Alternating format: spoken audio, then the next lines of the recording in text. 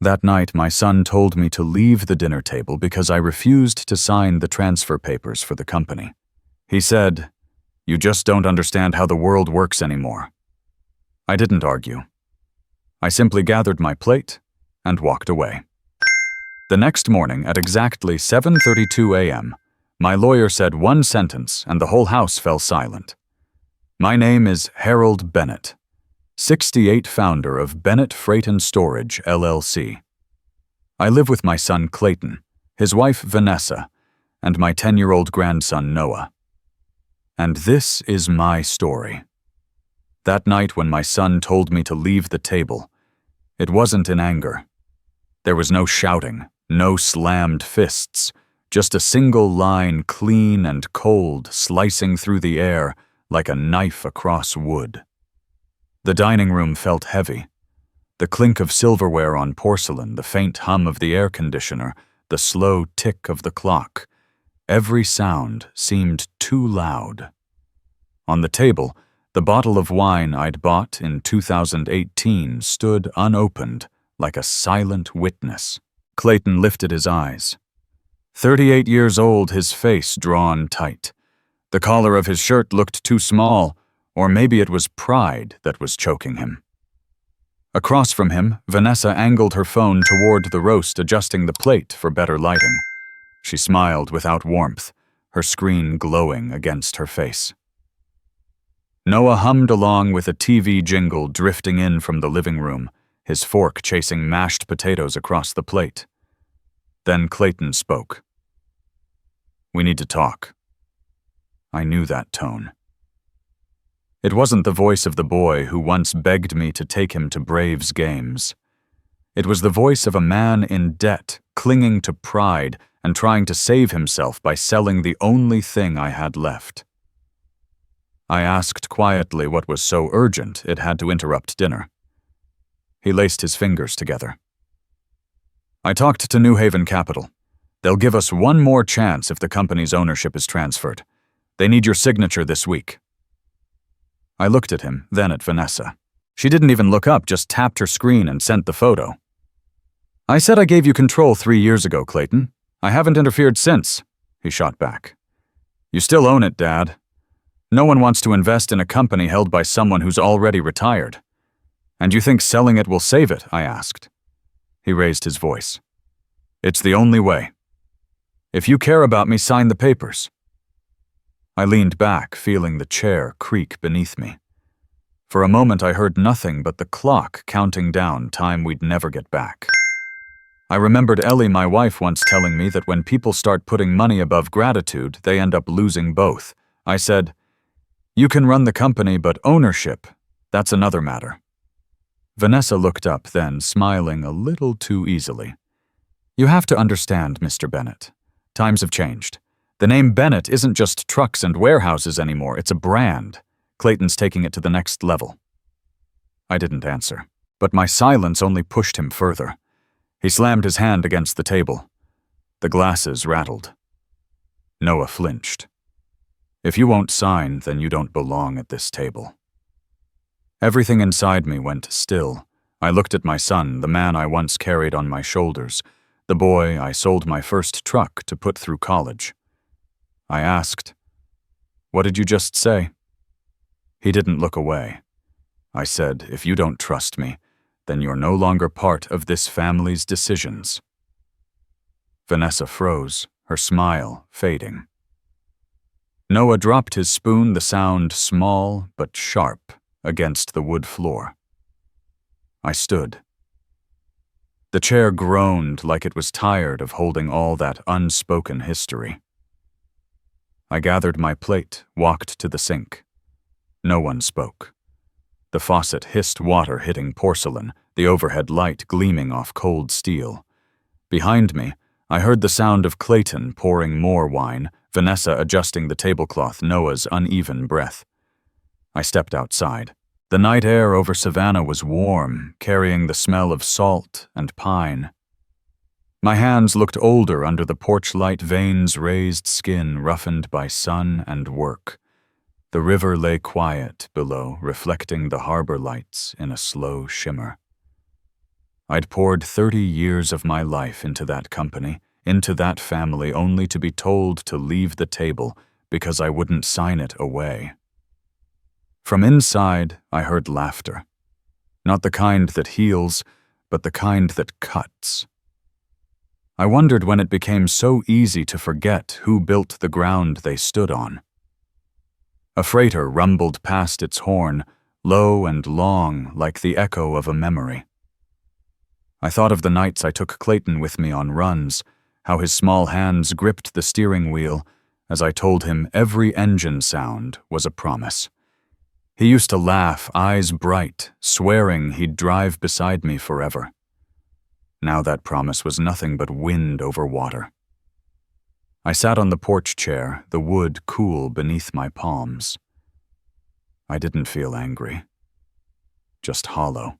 Not from what was said, but from realizing that in my own home, my voice no longer mattered. Inside, life went on.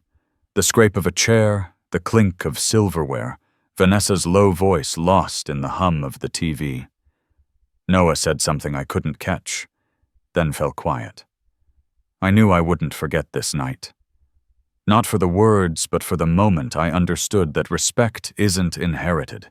It's earned, and it can disappear the moment you stop standing up for it.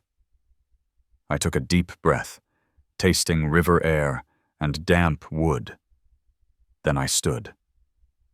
The night over Savannah stretched wide and endless, the river whispering below.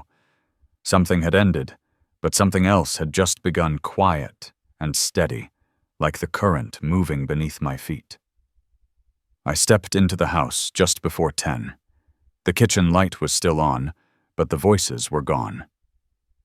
The dining table stood bare, only a few crumbs, a half-finished glass of wine, and the faint echo of something that used to be a family. I washed my hands under the faucet, the cold water running over fingers that trembled slightly. Then I turned off the light. Darkness folded over the room, leaving only the moonlight coming through the window, falling across the table where I'd once sat. In my bedroom, the wooden door creaked softly as I pushed it open. The faint smell of old paint still lingered. On the nightstand, a photograph of Ellie waited for me. I picked it up. The silver frame had dulled with time. Ellie was wearing her pale blue dress, standing on the Savannah pier, her hair caught mid-motion by the wind. Her smile was so bright, I could almost hear it. That was 2015, a spring thick with sunlight back when the company still felt like pride, not burden. Beside her stood our first truck, Bennett Freight's red workhorse wheels, streaked with mud. I remembered buying that truck, old and broken, fixing it over 3 nights straight. Ellie brought me coffee each time, saying I was building a dream with my bare hands. I sat on the edge of the bed. The lamplight fell across the photo, and for a second I could hear her voice in the room. When respect disappears, silence is the only answer. She said that once, the year we lost our biggest contract, I'd lashed out at everyone, but Ellie only told me to be still, to let time teach what words couldn't. Now that sentence came back to me like she had left it here for this very night. I sighed, set the photo down, and opened my laptop. The screen flared white in the dim room. A new email blinked in my inbox. No sender's name, just a strange address. Subject line, check the Bennett trust files. The message was one line. You should review the Bennett trust. Someone's moving assets without your consent. I froze. The veins in my neck pulsed hard. Someone knew enough to call it by its real name. I thought of Sarah Langdon, my accountant of 12 years. She knew every number, every signature. She left 2 years ago when Clayton began streamlining staff. Sarah never raised her voice, just sent me a handwritten thank you card. The tone of that email, it felt like her. I closed the laptop and stood still. The night wind slipped through the window frame, carrying the damp scent of the river. I went downstairs and switched on the dim light in the garage. Everything was where it had always been. The old Ford pickup rested in the corner, my toolbox stacked beside the stairs. On the wooden shelf sat a row of boxes I'd brought home after retirement. Dust blanketed them thinly. When I touched one, it rose in a small golden cloud under the light. I pulled the boxes out, one by one, freight contracts, insurance forms, vehicle titles, until I found it. A thick envelope sealed with red wax. Across the front, in my own handwriting, Bennett Revocable Trust, 2018. My fingertips brushed the seal. The wax was cool, almost cold enough to sting. That was the document Richard Calloway and I had drafted 7 years ago, right after Ellie passed. I'd wanted to protect the company from risk, from greed, maybe even from the mistakes of my own blood. I remembered Richard's words as we signed the papers. What you've built will only belong to those who know how to respect it. I nodded back then, not knowing how prophetic that sentence would become. I laid the envelope on the workbench and lit a cigarette. The smoke curled upward, thick and gray against the yellow light. I hadn't smoked in 10 years, not since Ellie died, but tonight I needed something to keep my hands from shaking. The taste was harsher than I remembered. Clayton's face came to mind. If that email was true, he was trying to move the company's assets without my approval. Did he even know this trust existed? Probably not. When Ellie died, I sealed this envelope myself, told only Richard, and locked it away in these boxes. I'd wanted to wait until Clayton was ready, until I saw in his eyes the steadiness needed to carry the weight of a legacy. But maybe that day would never come. I exhaled. Smoke drifted toward the window pane, curling against the reflection of the river. The paper on the bench stirred slightly under the draft, as if someone had just sighed beside me. I stubbed out the cigarette and opened the garage door. Outside, the night was moonless. Only a scatter of dock lights glimmered along the water's edge. A lone owl called from somewhere upriver, then fell silent. The air held its breath. I stood there for a long moment, just me, the smoke, and the sealed envelope. Ellie's voice came back again, steady and calm. Respect is the last thread holding people together. Once it breaks, everything else is just noise. Tonight, I'd heard that thread snap. And now, looking at the wax seal under the flickering light, I knew what I had to do. Something Ellie would have understood completely. Not out of anger, out of duty. I rested my hand on the edge of the envelope. It felt like holding my own past. I didn't open it, not yet. I didn't need to. Just seeing it there was enough to remind me that every answer I needed was inside. Outside, the wind picked up again, rustling the paper's edge. The golden light trembled, washing over my face, and the deep lines etched around my eyes. I put out the cigarette, switched off the light. The garage fell quiet. The envelope lay still sealed, but somehow alive, breathing with the weight of everything left unsaid. And I knew when morning came, I would have to face what was left of my family. The morning light slipped through the worn blinds of the garage, cutting pale stripes across the wooden workbench where I'd left the envelope overnight. I brewed a pot of coffee, the bitter warmth filling the air, and sat down. My hands found the red wax seal edges, frayed a trace of ash from last night, still clinging to the table. I took a long breath, steady, then broke the seal. Inside lay a thick stack of papers, the pages yellowed by time, but the ink still sharp. Across the top in my handwriting, Bennett Revocable Trust. Signed 2018. Calloway and Burke, Savannah. The sound of the pages turning filled the still room like a clock ticking in slow motion. Then I stopped at page 3.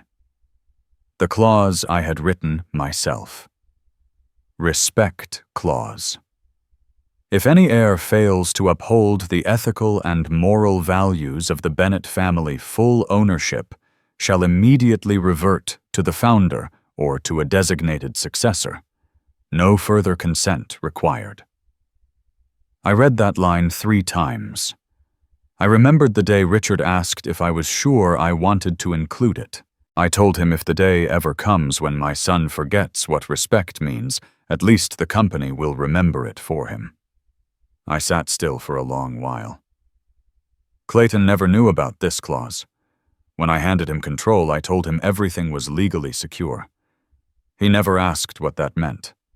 Maybe he thought trust was something I gave freely.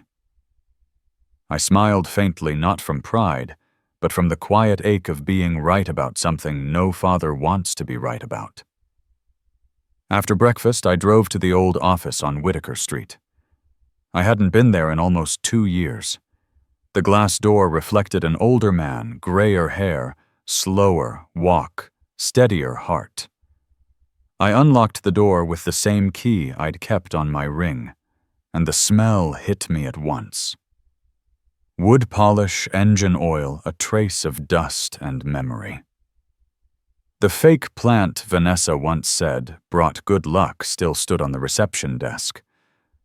I walked the hallway. My footsteps echoed on the tile, each one like a small knock on the past. My old office door still stood where it always had, though the plaque had changed. Clayton Bennett, CEO. I opened the door. Light spilled across the room over the freight routes pinned to the wall. I ran my fingers over the desk, where I'd signed the company's first shipping contract out of Charleston, where Ellie once waited with a coffee mug in hand, her presence soft but grounding. I sat down at the old chair, powered on the backup computer. The accounting files opened slowly, one by one. Everything looked orderly until the numbers began to twist. Transactions from last year, money moving out through a subsidiary listed under Clayton's name. I stared at the screen, wondering if he knew how thin the line was between innovation and betrayal. Near noon, I stepped outside.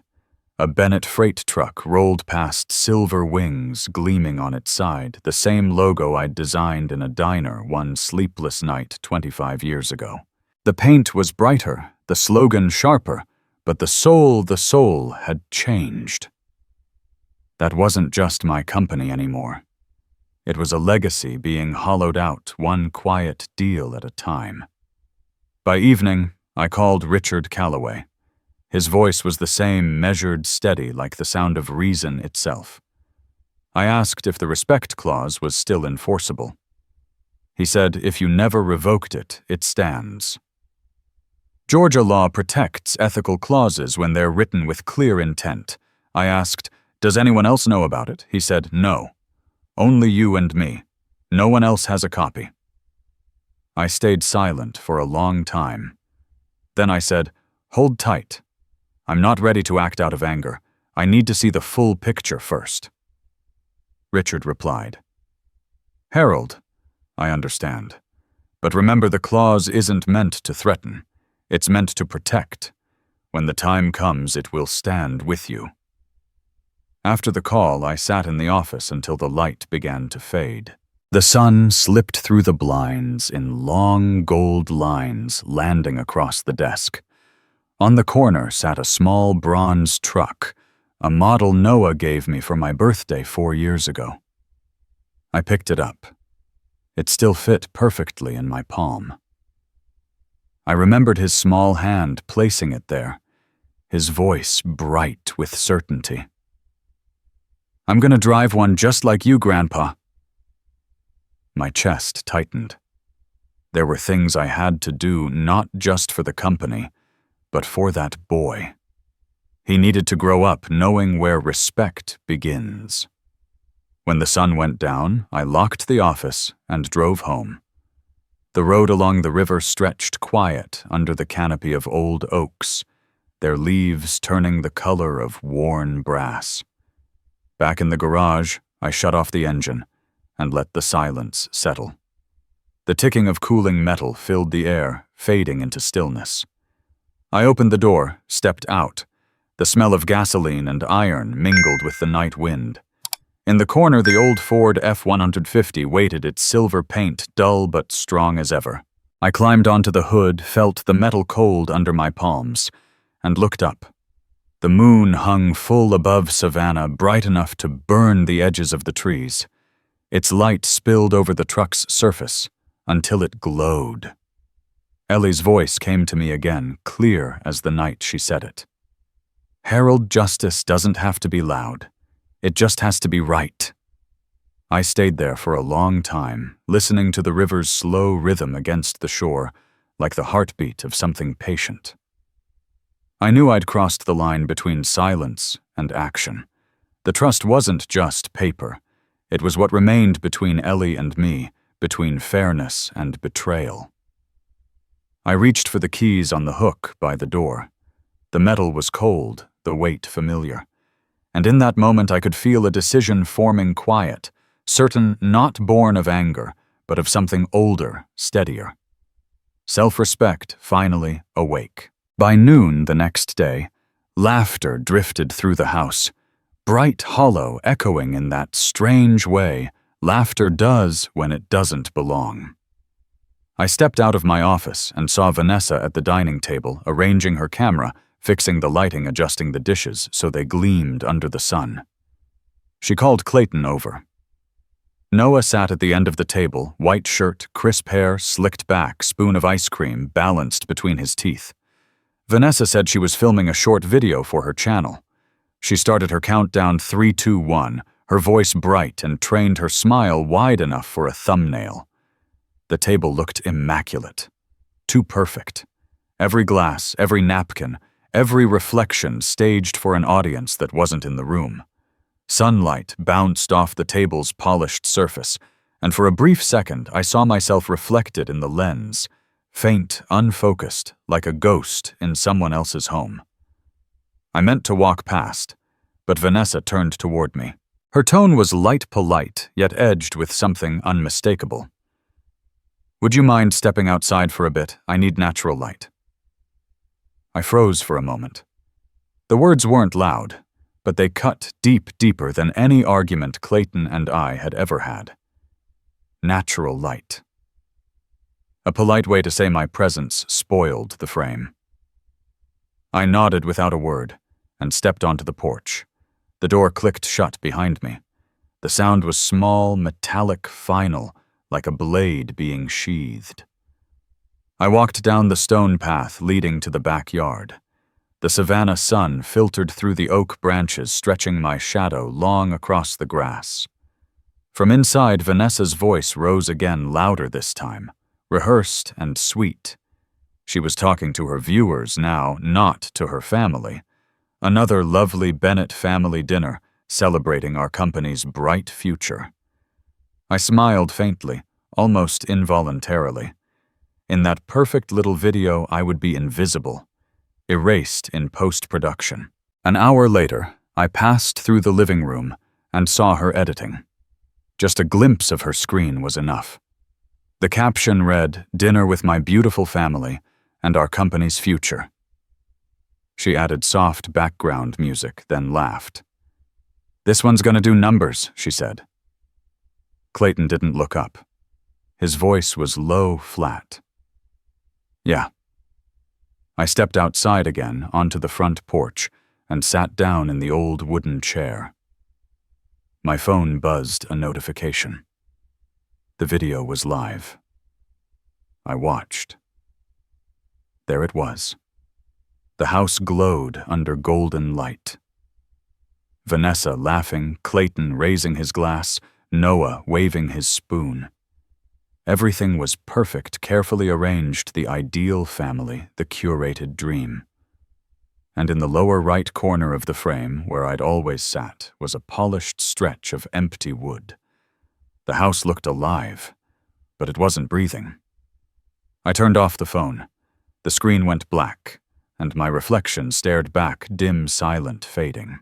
Later, as evening settled, I was in the garage, wiping down the old truck. The paint on the hood had peeled into thin flakes. My fingers traced the edges where time had bitten through. From inside I heard footsteps, the creak of a door, the rhythm of laughter blending with conversation. I wasn't trying to listen, but the window was open and the wind carried their voices in. "If Harold signs soon," Vanessa said, her tone smooth, practical. "We can finalize the New Haven deal this week. They just need his signature." My hand froze mid-air. Clayton's voice followed, weary but complicit. "I'm trying. He keeps avoiding it." "Then make him believe you're saving the company," she said. "Once it's signed, we can make everything official." Then a laugh, short, certain, sharp. I stepped back, leaning against the wall, my pulse heavy in my ears. The words replayed one by one, carving themselves into the air. They didn't just want my consent. They wanted my name to use it as cover for something I'd never agreed to. My mind went to the trust to the clause I'd read that morning, the one about respect and values. I understood it now. Respect couldn't survive in a house where people used it as leverage. The laughter inside faded. A door closed. The house fell quiet again. Only the steady hum of the air conditioner remained, and the rhythm of my own heartbeat. I stepped outside onto the porch. The river caught the last light of the day, the water dark and gleaming like bronze. The air smelled of salt and fallen leaves. I thought of Ellie. What would she have done if she'd seen our son turn a family promise into a transaction? She wouldn't have raised her voice. She would have stood still like she did the night I opened that envelope. Back in the garage, the light through the open door was fading to amber. The truck's surface glowed in fractured patches. I pulled a small notebook from my shirt pocket and opened it. Not a plan. Not revenge. Just a way to keep my thoughts from breaking apart. I wrote one line, "Don't forget this company was built on trust, not signatures." Then I closed the notebook and set it down on the workbench. Inside the television played some cheerful game show. Noah's laughter mingled with the canned applause. He had no idea what was happening around him. And I was grateful for that. At least one person in this house still saw the world without price tags. I stayed there until the last light drained from the sky. The darkness crept in slowly, filling the corners of the garage. Crickets started up outside. I turned on the small hanging bulb above me. The amber light washed over the truck's windshield, catching my reflection. My eyes looked tired, but clear. I could see everything now. What was being used, what was being taken, and what I would no longer allow them to touch. They could use my roof, my silence, even my blood. But not Ellie's name, not Bennett, not the thing we built with our hands and our faith and our quiet kind of love. That night I ate alone. The wind from the river drifted in, carrying the faint salt of the tide.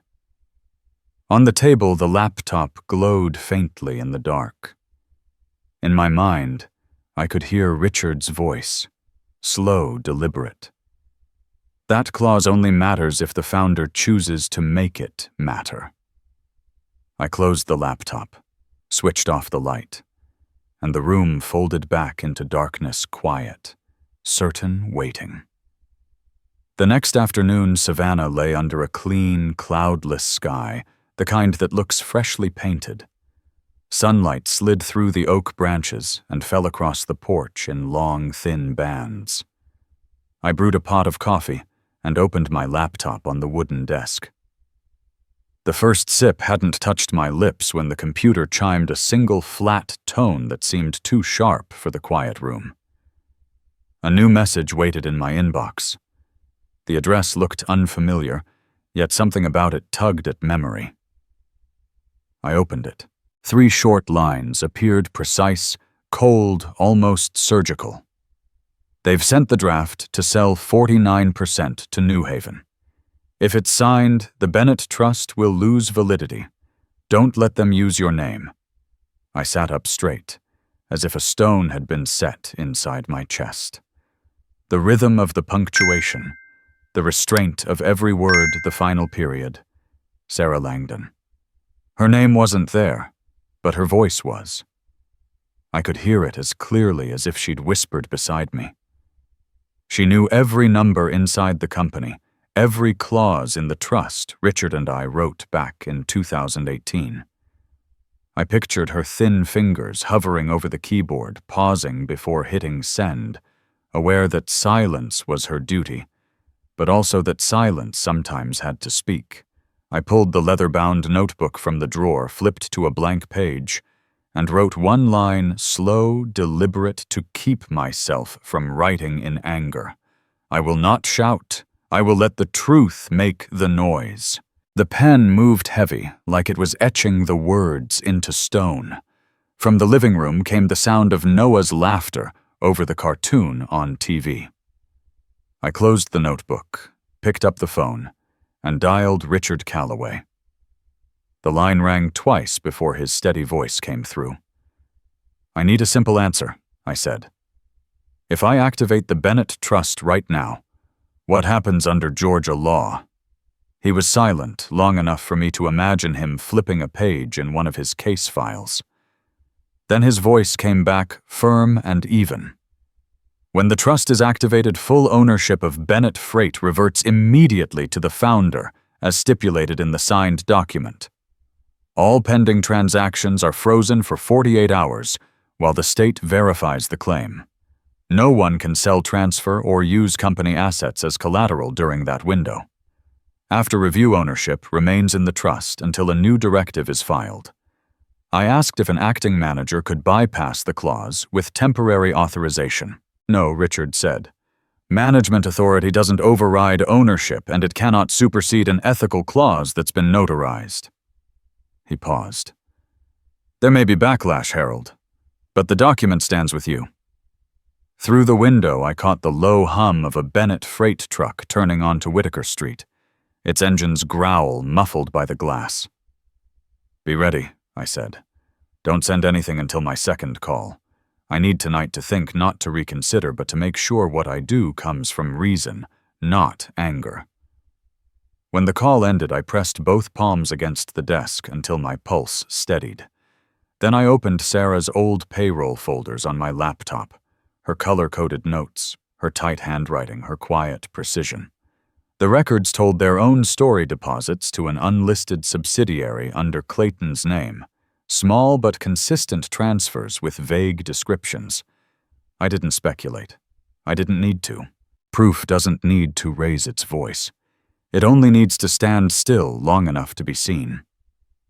Footsteps passed the open doorway. Vanessa's perfume drifted through a light floral note, crisp and rehearsed. Her heels clicked against the hardwood. She was on the phone saying she'd post a new family and brand future video over the weekend. I closed the laptop and stepped outside. The sunlight on the river was fading gold, turning to bronze. The water shifted its color the way a thought changes mid-sentence, slow, quiet, certain. Back in the garage, I switched on the old yellow bulb. The light spilled over the Ford F-150 resting in the corner, its silver paint softened by years of dust and weather.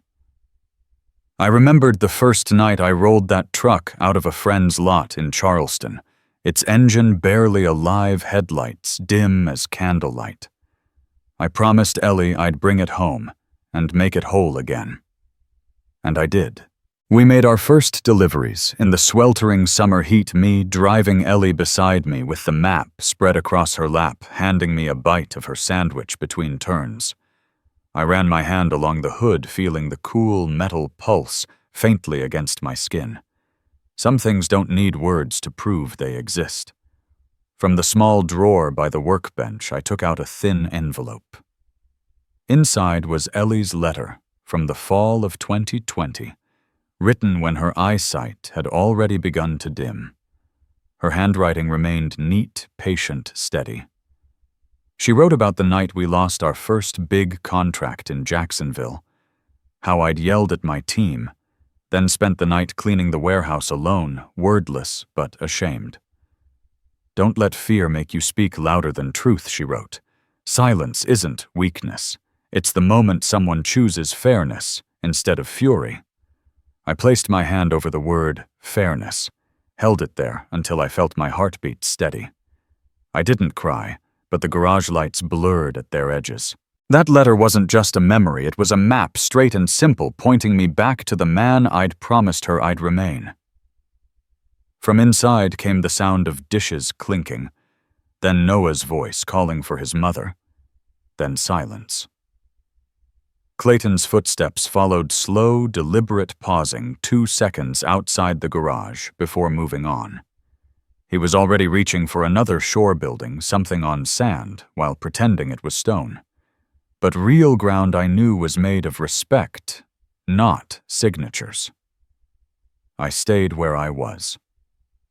Tonight wasn't the time for confrontation. Words spoken too early only feed the fire. I reopened the laptop and added one more line beneath my earlier note. When the truth is strong enough, it doesn't need a push. The sentence sat there weighty and calm, like a latch closing on a door that should never have been opened. Before bed, I stood in my small study and opened the window. The night breeze moved through the curtains, cool and slow. The city hummed faintly in the distance, but the house itself felt still like a ship anchored after a long voyage. On the shelf, Ellie's photo caught the moonlight. Taken at the Savannah Pier in 2015, her smile bright, her hair lifting in the wind. I touched the frame and heard her voice where my heartbeat was. "Hold steady. Wait for morning. Then do what's right." Tomorrow, I'd call Richard. Tonight, I only needed to hold one truth steady. Justice doesn't fight with noise. It enters through the quiet door and stands patient and tall, like an old friend come home. Night fell over the house like a thin quilt, soft, weightless, and absolute. I sat at the small desk by the window, the leather-bound notebook open before me, its edges frayed like an old coat that's been through too many winters.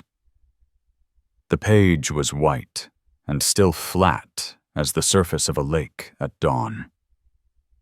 I began to write slow, deliberate strokes, the kind that sound more like breathing than movement. You don't have to teach them with words. Let the truth do it. The pen glided across the page without hesitation, steady and calm, as though my hand had known this sentence for years and was only now setting it free. The house was so quiet, I could hear the second hand of the clock tapping through the room like a metronome.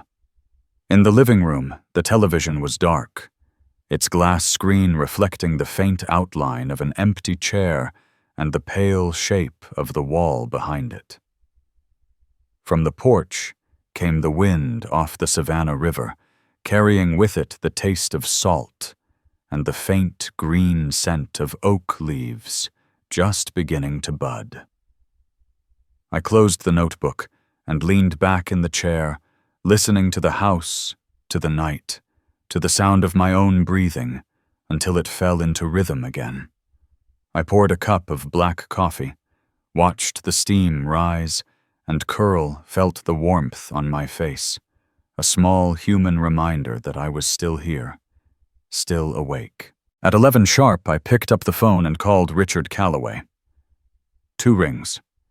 Then his voice low measured the kind of voice built on decades spent between contracts and signatures. "I'm ready," I said. "Prepare to activate the Bennett Trust tomorrow morning." There was no pause. "I'll send the filing at 7:30, he replied. "A notice will go to Clayton for transparency." I heard the soft rustle of papers, the faint rhythm of his pen tapping against wood. "Any temporary injunctions?" he asked. "Not yet," I said. "Just one thing. Let the law speak for itself." The call ended as neatly as it began. I set the phone down and walked to the half-open window. Savannah's sky was a deep blue-black, a bruise spreading across the horizon. Far-out tugboats crept along the river, their lights small and patient like moving stars. The night wind slipped through the curtain, brushed my wrist, and carried the sound of leaves rubbing together outside. When I closed my eyes, I could see Ellie sitting on the old porch steps, hands folded in her lap, her eyes kind but unyielding. And in the quiet between my breaths, I heard her voice again, near enough to touch Harold. Silence is where justice begins. I left the study and went downstairs. In the kitchen, I turned on the stove just long enough to hear the soft tick of the gas igniter, then shut it off. Habit. Proof of alertness. The porcelain cups lined up neatly on the shelf. I reached for one, a white cup with a small chip on the handle. Ellie's cup. The one she used while watching me balance freight logs late into the night. I didn't pour anything into it. I just held it, feeling the cool ceramic slowly warm under my palms. Upstairs, a door opened and closed. Noah's room. His footsteps padded softly down the hall light, and quick, the kind of steps a child takes when trying not to wake the house. I smiled faintly. I thought of the crayon drawing he'd given me last year, his little truck with crooked wheels, and underneath the words, scrawled in uneven letters, "Grandpa drives best." That boy deserved to grow up in a house where people respected one another. And if it took the law to remind them of that, then the law would do. Back in the study, I checked the time, 11:45. I opened an email draft addressed to myself, written earlier that day. Just a few notes: call Richard on time. Don't argue in the morning. Let the document speak. I switched on the desk lamp. The light poured over the stack of files, tracing their edges like a road map of all the miles I'd driven and the choices I'd made. I ran a hand over the cover of one folder, the paper cool and firm under my skin. Sarah's handwriting still lined the margins, abbreviations for banks, contract numbers, coded markings only someone who'd lived inside ledgers could understand. I nodded to myself. Some loyalties don't need to be praised. They just stand straight-backed, silent, and steadfast. Somewhere in the house, a clock struck midnight. The sound cut the night cleanly in half. I walked to the window again. The garden outside lay in silver shadow. The old swing still hung from the oak branch, unmoving. Ellie used to sit there on cool afternoons, legs crossed at the ankles, a book open in her lap, the light trembling through the leaves above her. That memory didn't make me ache anymore. It steadied me. It built a quiet wall around my heart strong enough that no raised voice could break through. I reviewed my plan for the morning. There wasn't much. I'd sit at the kitchen table, pour a cup of coffee, wait for the phone to buzz. Richard would say, "It's done." Then I'd sit a moment longer in the quiet. By then, Clayton would open his email. Vanessa might be filming another video arranging flowers or icing a cake under the bright kitchen lights. They'd hear the law call this house by its rightful name, and I wouldn't see it as revenge. The minute hand crept forward one notch. I stared at the clock, inhaled deeply, held the breath for a long, deliberate beat, then let it go. Everything was about to shift, not with noise or anger, but with the weight of something already signed, sealed, and waiting for morning. I leaned back in the chair, turned the phone face down. The screen went dark and still flat as the river before sunrise. Outside, the wind changed direction, carrying a sharper scent of salt from the water. I pulled my knees up onto the chair, listening to the faint rustle of the rug beneath me. Every door in the house was closed. Beyond the walls, the city kept turning. I let my eyes close, not in weariness, but in surrender to stillness, a brief rest before the climb ahead. Like a driver pulling off to the shoulder just before the road bends into the mountains. Morning light spilled through the curtains as I opened my eyes. The house was so still it felt like the night hadn't fully left yet. When I walked into the kitchen, the wall clock read 7:28. The smell of fresh coffee mingled with butter sizzling in Vanessa's skillet.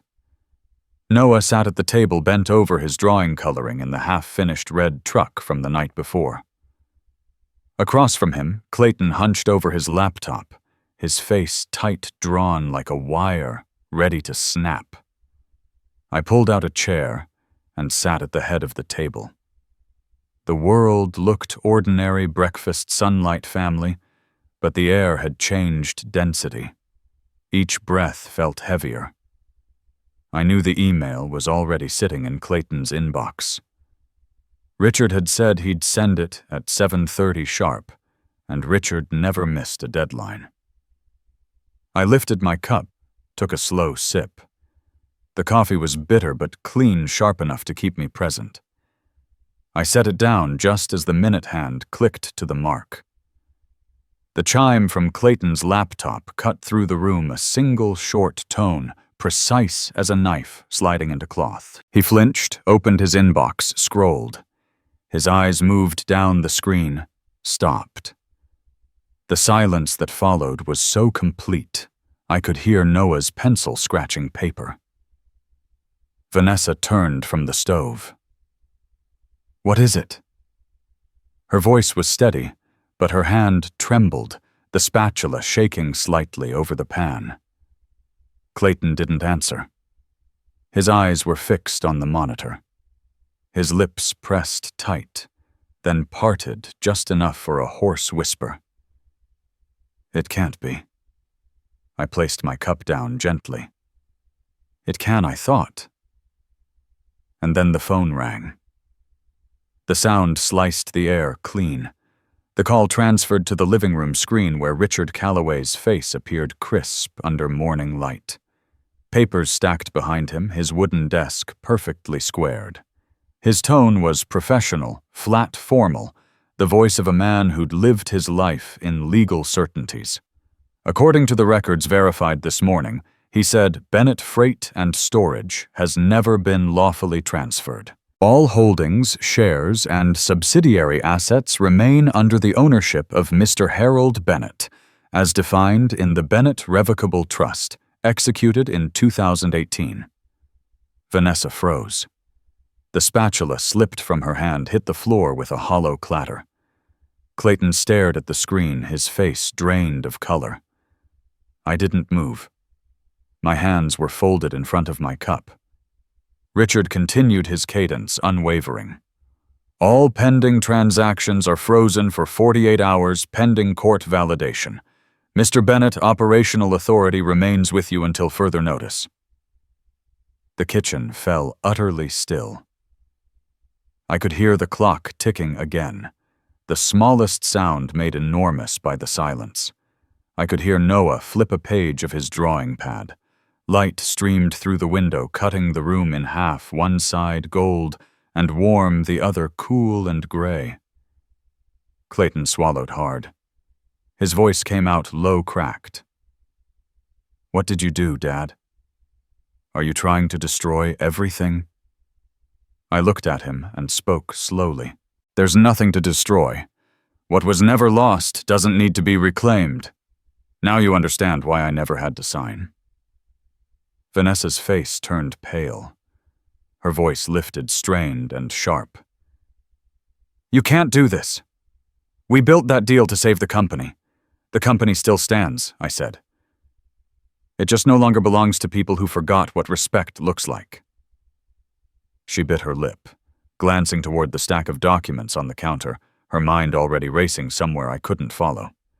Richard cleared his throat on the screen. "I've sent certified copies to both parties with confirmation from Chatham County Court. If you need further discussion, I'll be in my office at 9. He paused just long enough to let the words breathe. "Savannah has beautiful weather this morning," he added. "Seems like a good day for new beginnings." The screen dimmed, then went black. Silence settled in its place. When I set my cup down, the sound echoed through the kitchen like a closing door. Clayton stood motionless, arms at his sides. Then his phone slipped from his hand, hit the floor with a hollow final thud. Noah jumped at the sound. Vanessa bent to pick up the phone. Her eyes flicked toward me, cold, bright, and sharp, like a blade still inside its sheath. I stood, walked toward the window. The river outside shimmered in the newborn light, its surface trembling under the morning breeze. The water looked like glass, stretched thin, reflecting a sky too bright to stare at directly. Behind me, I heard Clayton's voice, broken low, unsteady. "How long, Dad? How long have you kept this from me?" I turned. "Since the day you stopped saying thank you." He froze. His eyes widened, then fell. He sank into his chair, elbows on his knees, head bowed. Vanessa moved toward him, reached for his shoulder. He shrugged her off, wordless. She stepped back, eyes darting between us, confusion clouding whatever pride was left. I said nothing more. There was nothing left to add.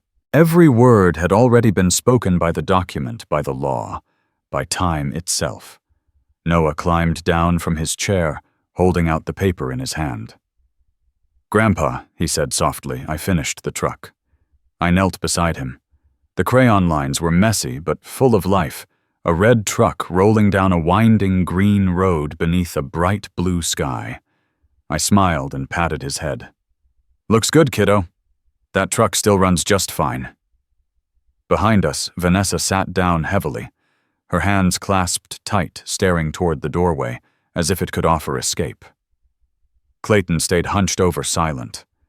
And for a moment, just a moment, the house felt level again. No shouting. No pretense. Only the truth standing there in the middle, clear and still, like a sheet of clean paper catching the morning sun. I lifted my cup, took the last sip. The coffee was warm against my lips, strong, grounding enough to keep me awake through what came next. The clock on the wall read 7:32. That was the exact minute everything hidden stepped into the light quietly, without fanfare, without rage, because truth doesn't need to shout. It only needs to arrive on time. And that morning in the house by the Savannah River, truth kept its appointment. 2 days passed like twin stones tied around the neck of the house. By Monday morning, a fine rain hung over the Savannah River, thin as gauze, soft as breath. I woke early, brewed coffee, and sat at the kitchen table watching water streak down the window pane. My phone buzzed once, then fell silent. The message came from New Haven Capital, the kind of letter that carries no emotion, only weight. They were withdrawing from all pending negotiations due to ownership inconsistencies and a need for formal verification of the Bennett Trust. The final line was a courtesy wound. "We wish the company the best of luck during its restructuring." By the time I reached the signature line, I heard the scrape of a chair behind me. Clayton entered, eyes bruised with sleeplessness, stubble shadowing his jaw.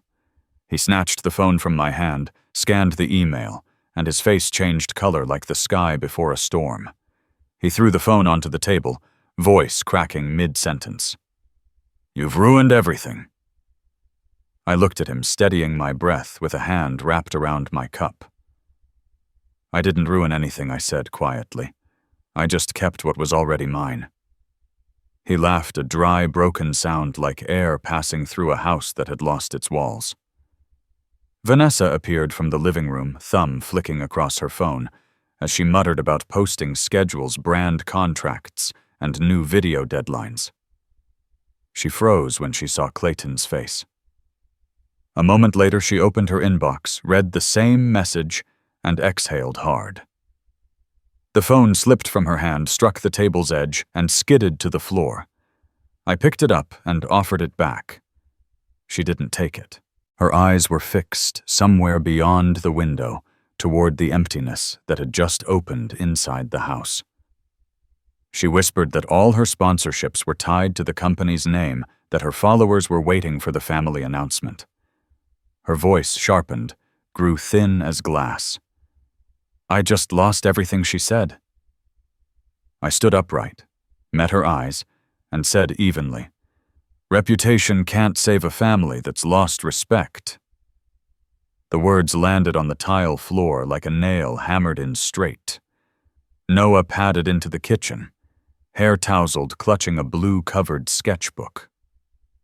"What's wrong?" he asked. "Aren't we having breakfast?" I told him I was making another pot of coffee that I'd drive him to school.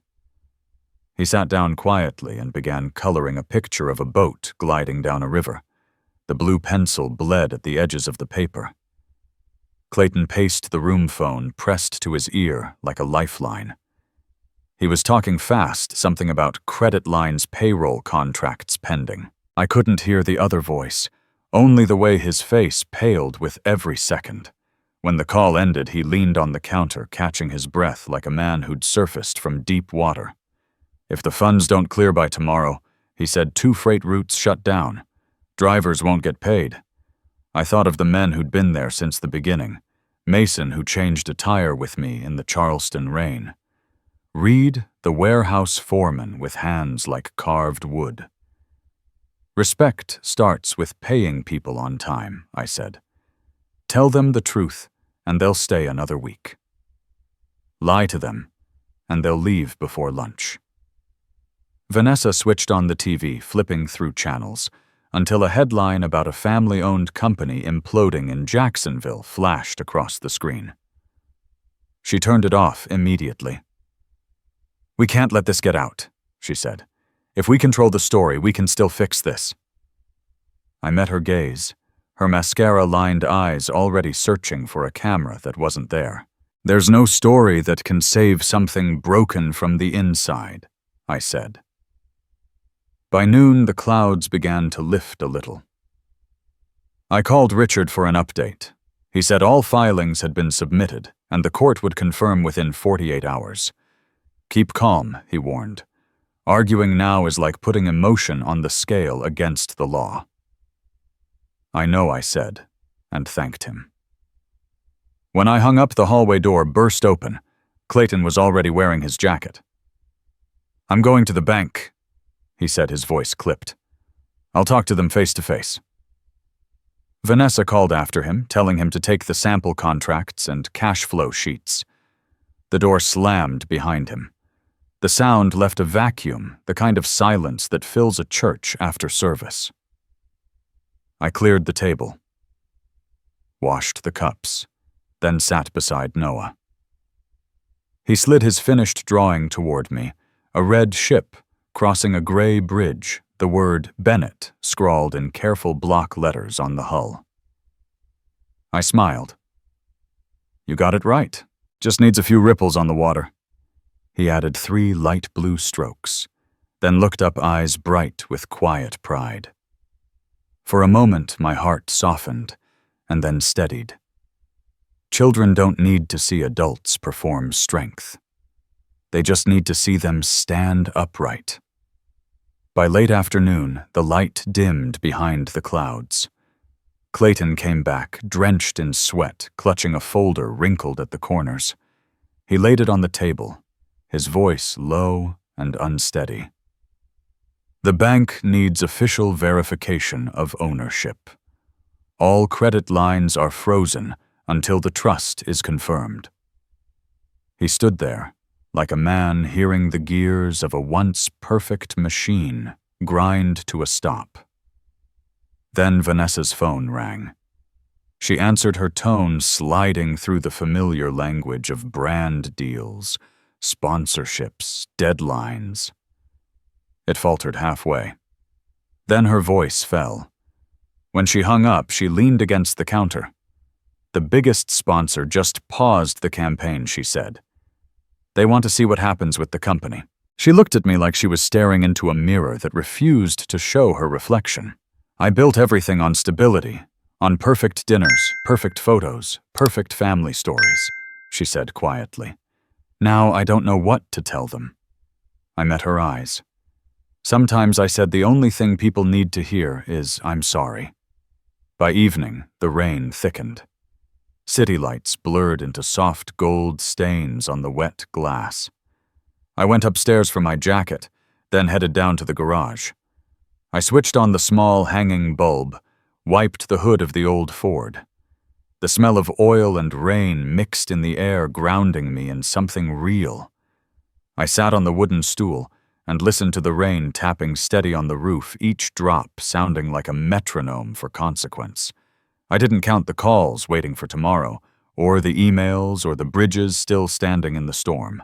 I thought only of one thing, the truth, standing in the center of this house, asking everyone left inside to look straight at it. Footsteps echoed near the doorway. Clayton stood there, shoulders slumped, eyes red. The bank sent an official notice, he said. I nodded. Read it. His voice shook as he read from his phone. Company account frozen pending ownership review.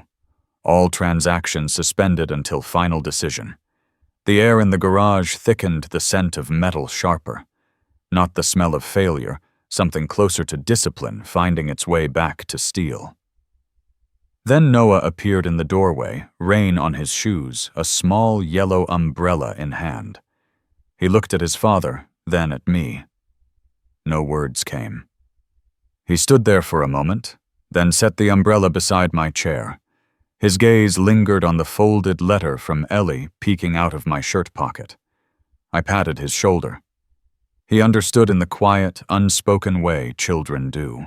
From the living room, Vanessa's voice floated out thin against the hum of rain. "Dinner's ready," she called. I stood, met Clayton's eyes.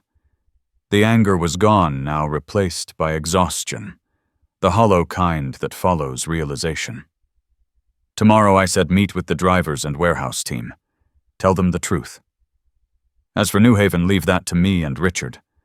The law will sort what pride can't."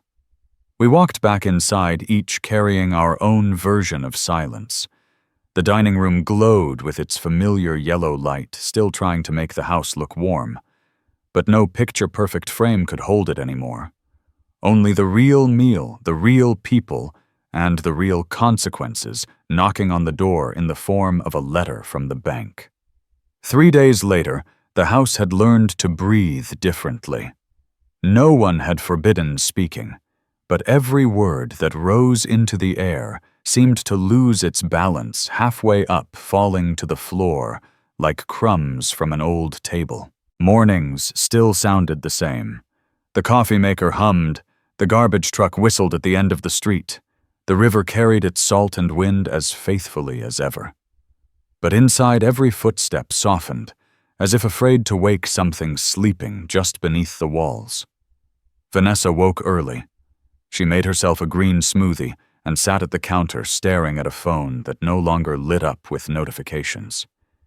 She moved quietly, chair sliding softly, glass rinsed without a clink, door opening like a sigh.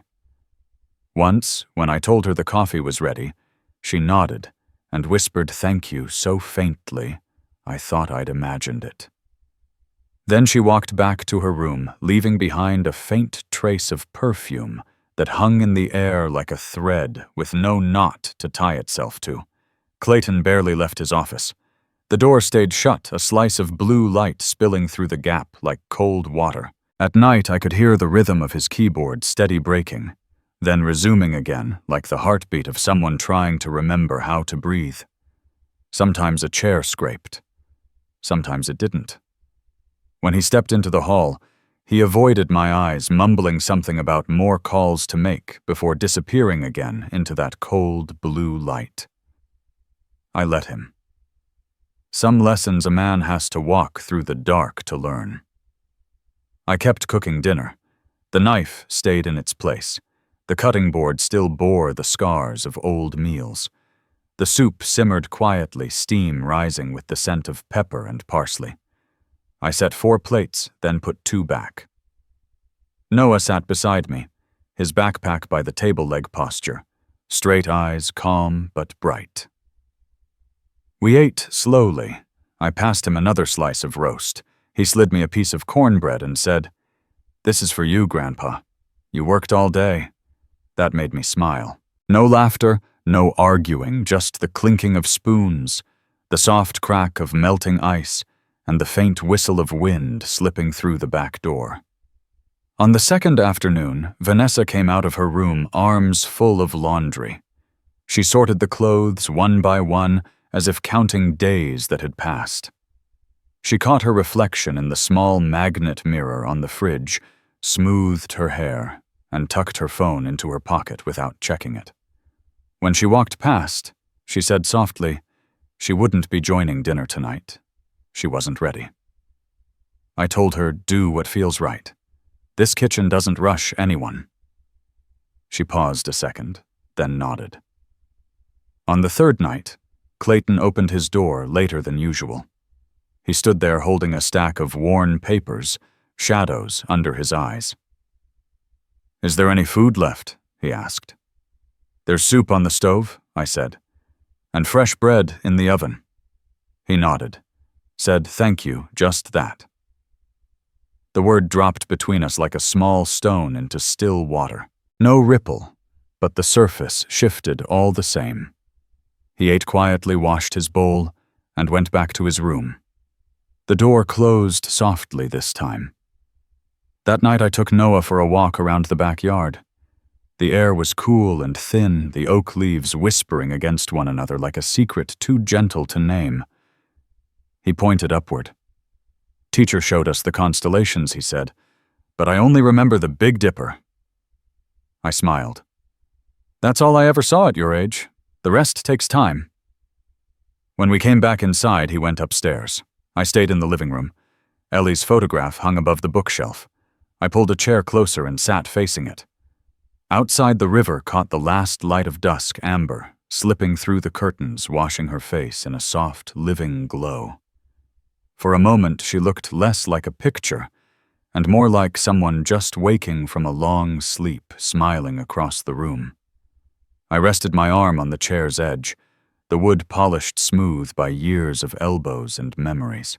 And in that stillness, I could hear the house breathing again, steady, patient, alive. My phone buzzed once in my pocket. A message from Richard. "Do you want me to stop by tomorrow night?" I wrote back. "Not yet. Let the house stay quiet one more evening." I set the phone aside and looked again at Ellie's face. The light was retreating now, drawing out of the room like the tide pulling from a sandbar. Yet the frame still held a faint glow, as if someone had placed a candle behind the glass. I poured another cup of tea and sat down again. From the kitchen, the clock ticked steadily, each strike, like a small stone laid carefully along a riverbank. I thought of the words I hadn't said these 3 days. The apologies waiting for the right hour. The choices waiting for sunrise when the bank reopened. But not yet, not now. I wanted the silence to finish its work, to soak into the walls, to return something of itself to the air, a rhythm that felt trustworthy again. The room was quiet. I leaned back, exhaled slowly. Outside, a tugboat groaned as it pulled another line of barges around the bend. On the wall, Ellie's picture seemed to hold its own light. Not bright, not showy, just enough to make her smile visible, calm and steady like a lantern lit for the way home. I sat upright, lifted my hand toward the frame, stopping just short of touching it. A small gesture, a greeting maybe. I knew what tomorrow would bring. Calls, documents, the long noise of life restarting. This peace wouldn't last. But right then, in that fragile stillness, the house remembered how to be quiet. A child learned what listening meant. A tired man relearned how to say thank you. A woman began to find her way back to the table. And I looked at Ellie's light and saw her smiling. A smile strong enough to hold the room together, soft enough to last, and steady enough to remind me sometimes silence in the right place can save a whole house. Sunday morning opened in a soft, milky light that poured itself over the Savannah River like a slow spill. I sat at my desk, holding Ellie's old Parker fountain pen, the same one she'd used to sign the first invoices back when the company was nothing more than a single truck and a borrowed warehouse. The page before me was blank, but not empty. When the first line finally came, the rest followed easily, as if the words had been waiting inside me for years. For Clayton and Vanessa, when you're ready to listen. I paused, hearing the faint whistle of wind under the porch eaves, then kept writing. I told them about the early days on Bay Street, the smell of oil and new lumber, my sunburned hands gripping the wheel as I hauled freight between Savannah and Charleston. I wrote about Ellie, the woman who kept me upright through the years when things could have broken. The one who used to say family before profit and warned that the moment we forgot that everything we built would start to fall apart. I wrote about the day the company bought its third truck, when 16-year-old Clayton rode with me on his first delivery run. His hands shook, but his eyes were lit with fire. That day I'd felt pride and something else, too, the first flicker of his hunger to outrun everyone. I didn't fault him for it. Youth always wants to prove itself. I only hoped that someday he'd understand what really keeps a man grounded in this world isn't speed, it's respect. The lines leaned slightly toward the edge of the page.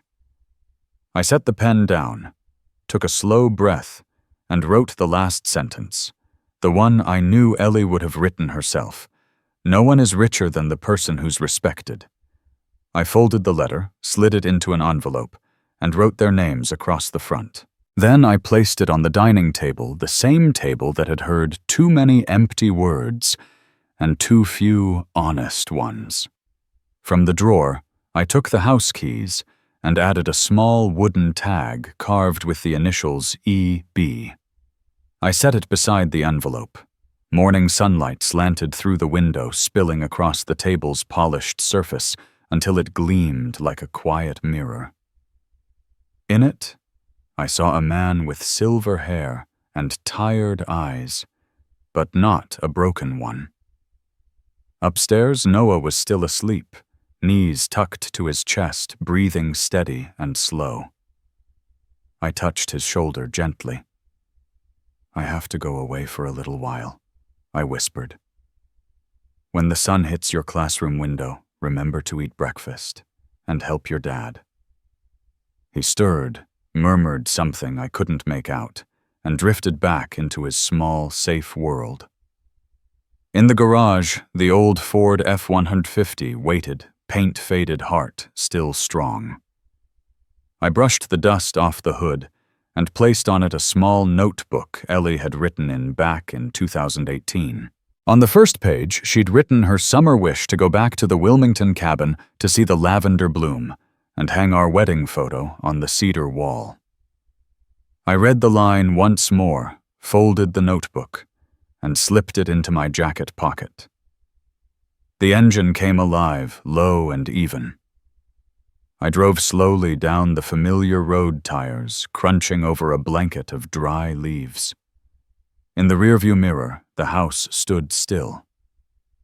The second-floor curtains swayed gently, catching the sunlight and tossing it back in a wave of gold, like the house was saying goodbye in its own quiet way. I didn't turn back. I just tightened my grip on the wheel. The Talmadge Bridge opened ahead, its steel arches stretching toward the sky. The river below shimmered like molten glass, each ripple catching the dawn in pieces of pale gold. I eased off the gas and let the truck roll. Alone, but not lonely. The morning wind swept in through the window, salt metal memory. I thought of the first time Ellie and I crossed this bridge in this same truck. She'd laughed hair-whipping in the wind and said, "When we're old, this is all I'll ever need, a place to hear the wind and watch the water." Now, I was doing exactly that. The turnoff to Magnolia Bluff came up. The oak trees lined both sides of the road like old sentinels keeping watch. I lowered the window, listening to the gravel crackle under the tires, breathing in the mix of pine sap and wet earth. The drive wasn't long, 2 hours at most, but it felt like leaving one life and entering another. When I reached the cabin, the sun had fully broken through the clouds. The roof was weathered, but solid. One of the windows on the porch stood half open, its curtain stirring exactly the way Ellie used to leave it. I pushed the door open. Dust lifted in slow spirals. The air smelled of cedar and old lavender. Her photograph still hung on the wall, summer of 2015. The two of us standing on the porch, her face tilted toward the light. I filled a glass with water and sat by the window. From there, I could see the Wilmington River darker and calmer than the Savannah, the current moving slow but steady. I pulled out another sheet of paper and began to write just a few lines this time to myself. Today's the first day I haven't felt the need to prove anything. I don't need to win. I just need to know I held on to what was right. Leaning back against the doorframe, I whispered it silently, as if to her, "You can rest easy now, Ellie." I didn't let the noise win over the quiet. I didn't let trust get sold off for convenience. Outside, the river kept moving slow, faithful, unending. Like truth itself, sometimes quiet, sometimes unseen, but always inevitably finding its way home. Wednesday morning rose over the Wilmington River flat and pale as a pane of blue glass.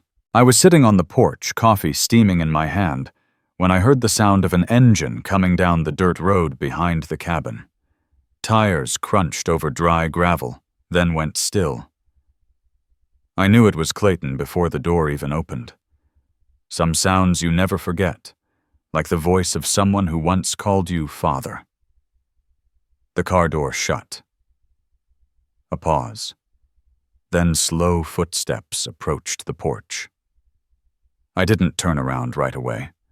I let the wind carry in the smell of wet grass from the riverbank, let the warmth of the cup seep through my fingers, then set it down on the table. When I finally looked up, Clayton was standing at the steps.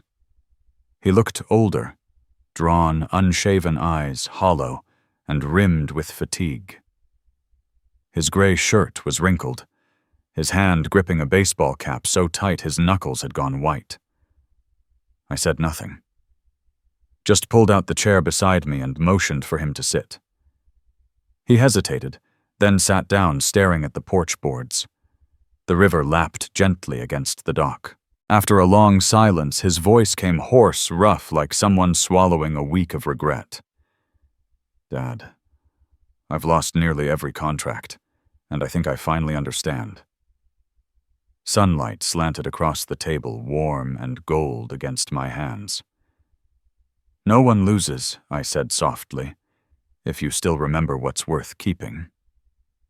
He looked up, eyes unsteady, then down again. "I was too sure of myself," he said. "I thought the company only needed me. I thought what you built could be traded for something faster. Turns out the one thing you spent your life protecting was the first thing I threw away." I didn't answer.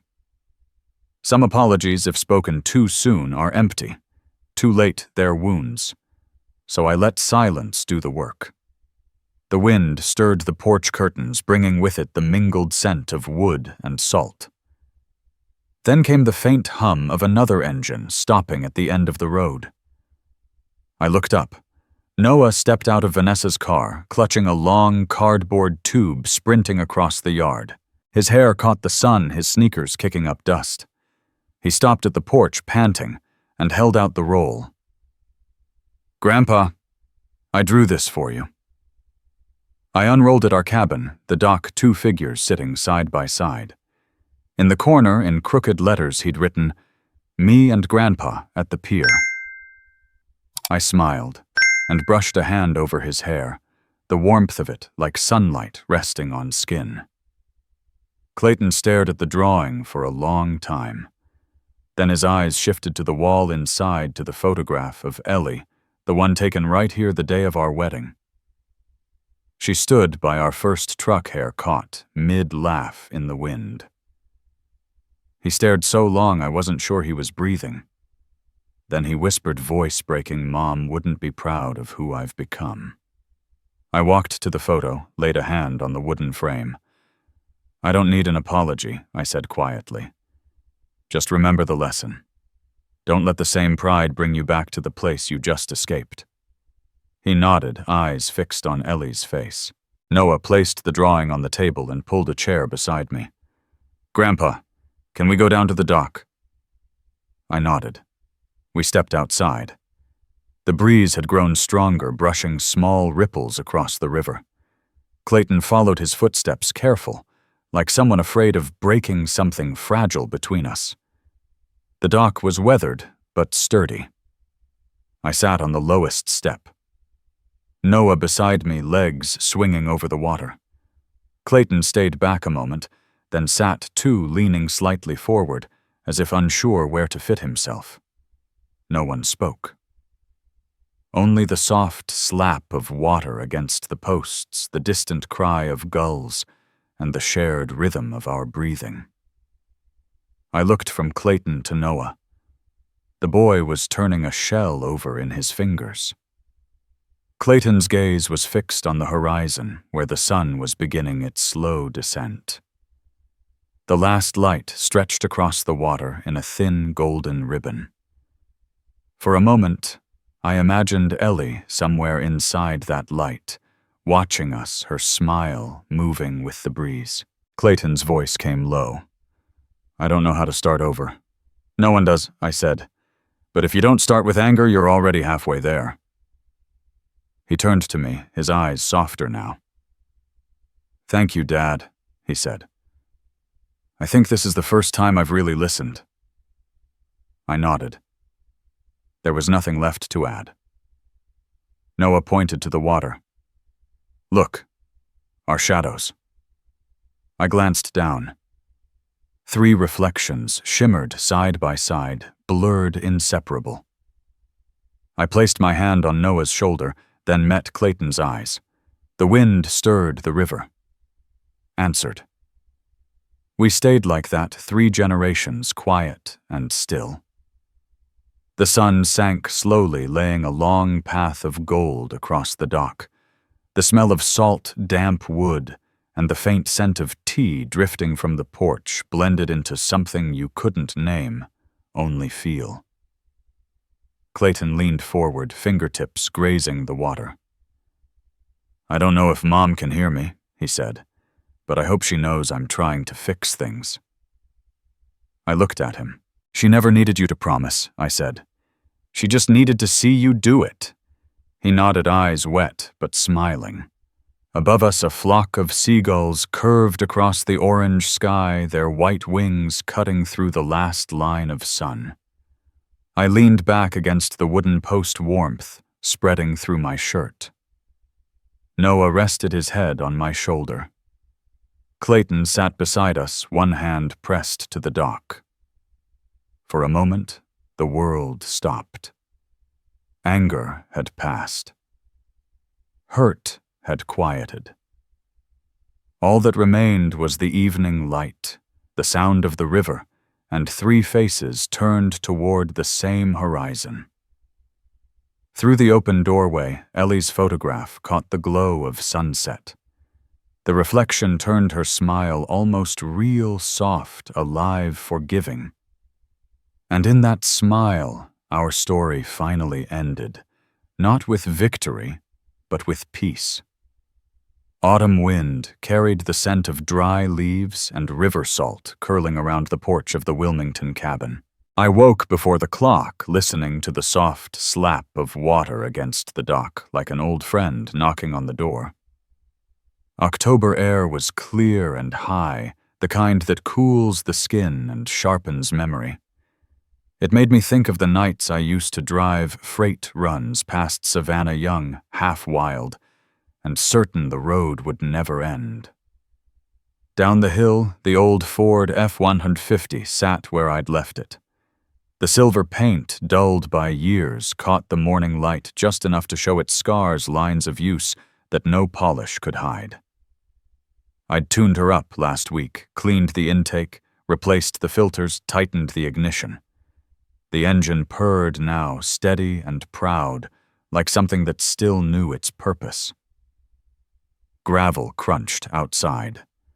Noah came running up the path, a dark wool cap pulled low shoes wet with dew, a small cardboard box tied with red string in his arms. Behind him, Vanessa walked slower, carrying a basket with a milk bottle and folded cloths.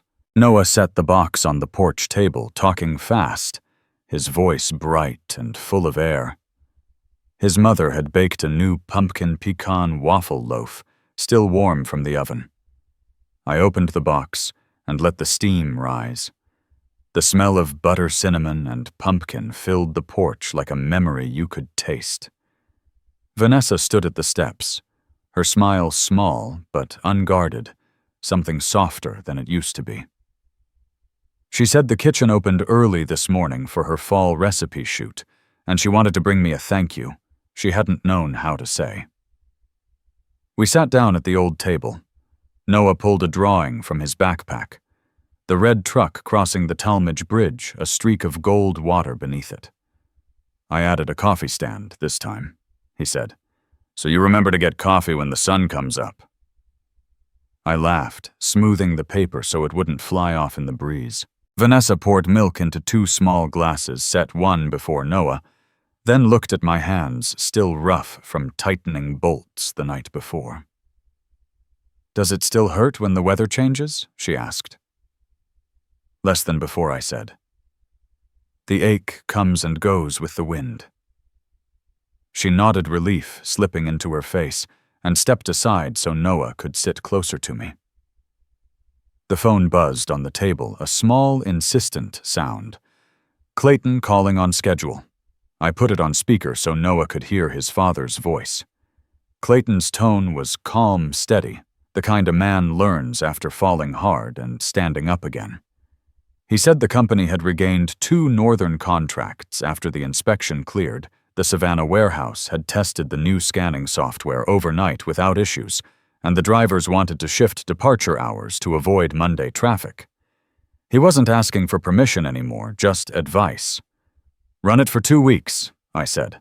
Track the numbers, keep payroll on time, and don't cut warehouse hours until you've got a plan. Noah chimed in. Dad, you should give the drivers Mom's pumpkin cookies. A short laugh came through the line. Then Clayton said, That's a good idea. I'll tell her. The call ended the way it always did, 3 clear words. See you Friday. The sound lingered round and whole like a closing note that didn't need echo. Noah tugged my sleeve, wanting to go down to the dock. We took the narrow trail through wet grass and under oaks shedding gold like loose coins. Vanessa stayed on the porch laptop open, working on her autumn menu schedule. Every now and then, she looked up, her eyes quiet now, no longer searching for escape. Maybe she finally believed this house could hold her steady. Down at the dock, the river was so clear we could see the reflections of the neighbor kids biking along the far path, their outlines rippling and straightening with each small wave. Noah dropped a copper-colored leaf into the water and watched it drift. Leaves can go far, he said, because the water knows how to make room. By mid-afternoon, I went back to make more coffee. Vanessa wrapped the leftover loaf in paper and tied it neatly. She asked if I wanted her to ride along tomorrow when I drove into Savannah. I told her I wanted to watch the sunrise alone, but that Saturday evening they should all come back for dinner. I'd grill the fish, and the pumpkin loaf could be dessert. She smiled, texted Clayton, and helped Noah into his jacket as the river wind began to cool. That night, I lit the small lamp beneath the wedding photograph on the wall. Ellie's smile glowed in the amber light, and for the first time in a long while, the house felt entirely whole. In the quiet, her voice came back not as memory, but as truth. Justice isn't about winning. It's about everyone finally learning to listen. And now they did. Clayton asked before acting. Vanessa said thank you before recording. Noah understood that listening stood at the start of every kind of respect. I didn't need more than that. I thought about Friday's call, Saturday's dinner, the way Vanessa would tie the ribbon around another loaf, the way Noah's next drawing might have a small boat anchored under the dock. I smiled, not because I'd won anything, but because at last everyone was listening. Thank you for staying till the end. If you believe that peace is the gentlest form of justice, share this story. Like, subscribe, and let the next one find its way home to you.